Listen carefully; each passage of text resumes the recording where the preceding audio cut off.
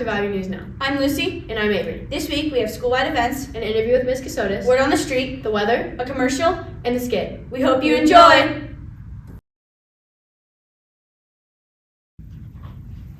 Welcome to school-wide events. I'm Albany. And I'm Henley. On Monday, 8th grade girls basketball is going to be away and 7th grade is going to be home against Lone Star. On Tuesday, wrestling is against Sage Valley at home.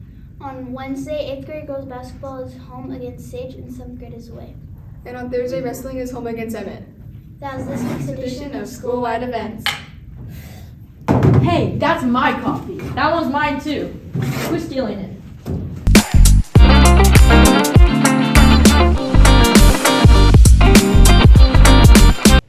Question number 6, Valley View. After he inherited his family's and some of his wife's lands, he found himself with more than 300 slaves. He granted his family's slaves their freedom after what happened?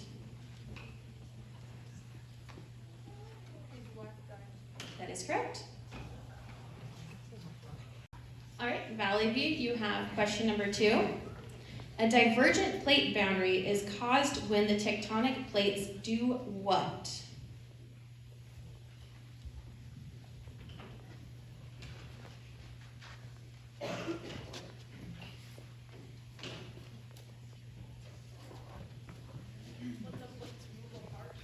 That is correct.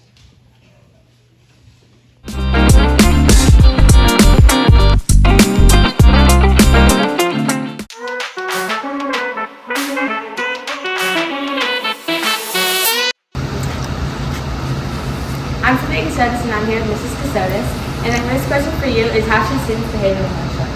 Well, students should behave in the lunch line very patiently. They should be quiet and ready with their order if they know what they want to eat, so it can be faster. My next question is, what is the most popular school lunch? I'm going to go with pizza. I think that's the most popular. And what's the least popular? I'd say the mac and cheese, but it's actually pretty good. Okay, what is a share basket and how should it be used? That's a great question. The share basket is for food that you're either too full to eat or maybe you don't like it, and then you can put it into the share basket and maybe there's another fellow student that would like to enjoy it. Great. And the last question is, who's your favorite child? Child? Yeah. Addison Aguilar.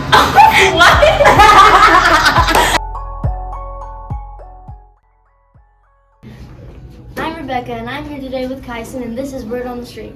So our question today is, what are you going to be for Halloween? I'm going to dress up as a vampire. Thanks. Hi, my name is Fabian and I'm here with Matthew. And our question is, what are you going to be for Halloween? An Among Us inflatable. Okay.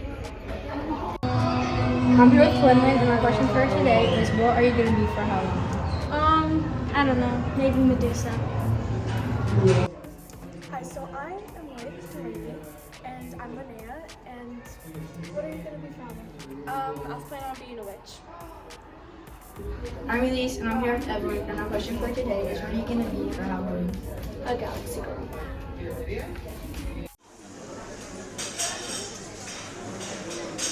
My name is Titus, the weatherman, and I'm here with... This week we have low 70s to high 60s. And a low chance of rain. It also, I guess, is pumpkin spice season.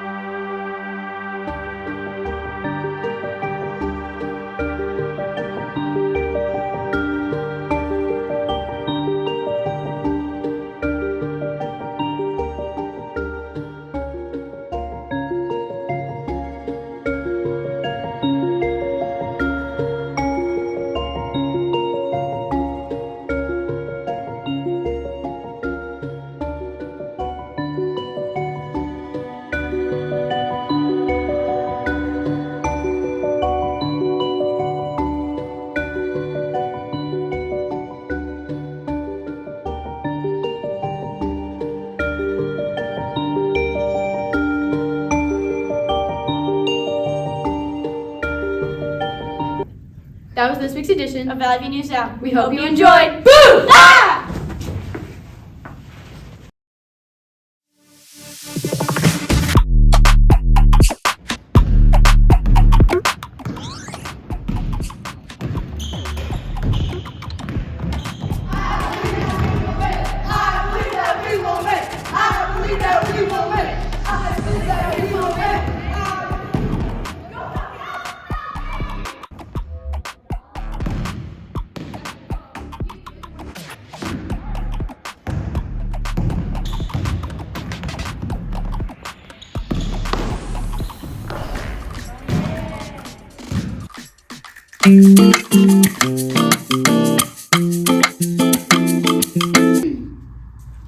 We're here with Pajaza Cooks. And on this segment, we're making maize tortillas with Pajaza. Yay! All right, so I'm gonna teach you guys how to make maiz tortillas, the Mayan and the Aztec way. So traditionally, what the Mayans and the Aztecs would do is they would grab their maize kernels, right, and really there's different types of maize that are grown. In this case, we have purple reddish maize, right, and that's really gonna depend on the color of the tortilla, right? So if you have like a reddish purple maize, your tortilla is going to be purple. If you have a yellow maize or a yellow corn kernel, your tortilla is going to be yellow, which is what we're going to be working with here today.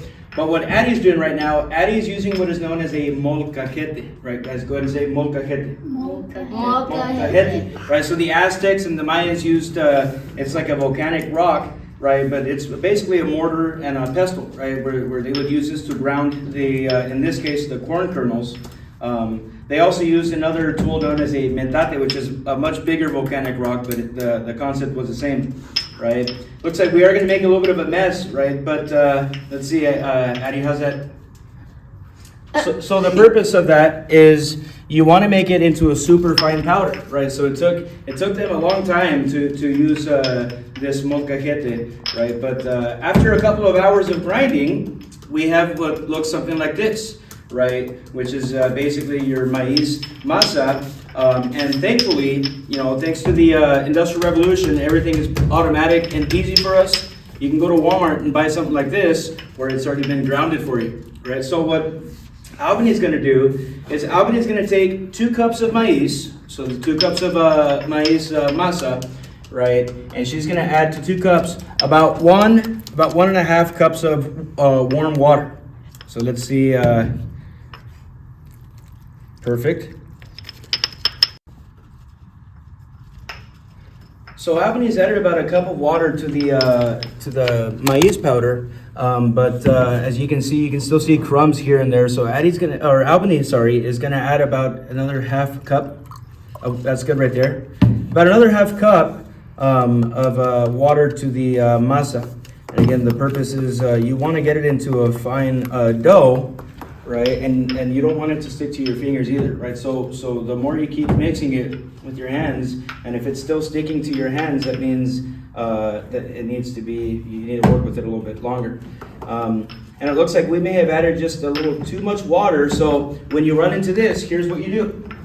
You grab some more of this fine powder that you can find in our fine establishment of Walmart across or down the street. You add just a little bit more powder.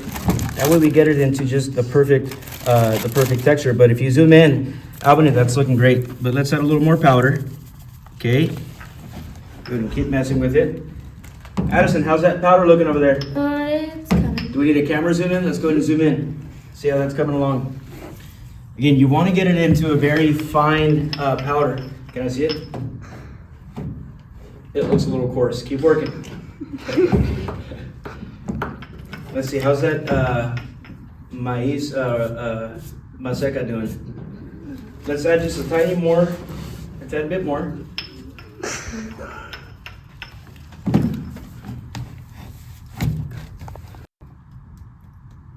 So it looks like we have the perfect texture here in our masa. And actually, before we proceed, Pedraza Cooks is sponsored by the Cowboys, greatest team in the NFL.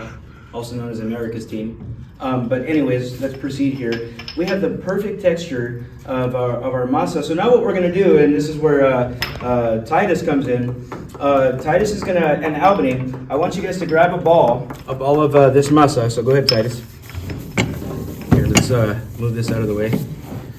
So what they're doing here is they're gonna grab a ball of this masa and they're gonna see if they can make the perfect ground. You might need a little more dough, Albany. Okay. So what you do is you get your masa. You gotta zoom into this. Check this out. Check this tortilla workout. You gotta get it into just the perfect circle, like that. And then what you're gonna do, so I'm gonna go ahead and demonstrate first, and then Titus and Albany are gonna help me out here. You're gonna take your tortillera. All right, so this right here is known as the tortillera, and here's how it works. You put your masa in here. You put your masa, and I use Ziploc bags, but then you're gonna put this over it like so, and you're gonna squish down. You don't want to squish down too hard, right? Or really, it depends on how thick you want your tortilla.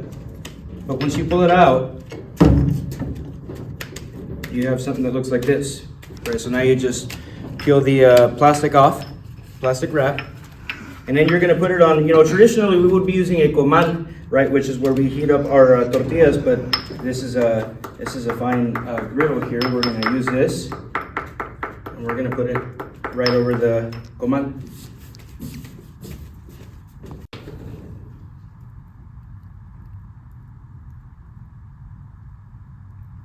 Ready?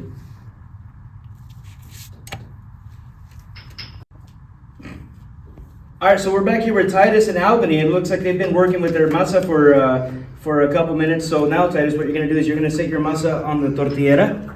You're gonna go ahead and put your Ziploc bag, right? Don't squish it too hard, but go ahead and push down a little bit. Maybe a little bit more. Okay, let's see what that looks like. Maybe a little bit more, Titus. A little more oomph, as we like to say in Texas. Perfect. Okay, that right there looks like the perfect tortilla. So what you're gonna go ahead and grab it and see if you can peel the Ziploc bag off without destroying the perfect tortilla you just made. Go ahead and put the other Ziploc bag down. Okay, so now what you're gonna do is I'll go ahead and help you out here. There it is. Albany, let's see what you got. Actually, Albany, you might need a little more dough, so go ahead and make it into there you go. Go ahead and flatten it down a little bit. Perfect. Go ahead and set it on the tortillera. And while Albany's working on that, I'm gonna check my tortilla over here. I'm gonna flip it. And the goal, I want you to zoom in here. The goal is you want your tortilla to puff up, right? As you see it puffing up right there. And really, we can all learn something from here. Just like a tortilla rises to the occasion, we as Falcons must always rise to the occasion. Is that right? Yep. Okay. So Albany just made the perfect tortilla. Go ahead and scoot these ones down. Set the tortilla right there.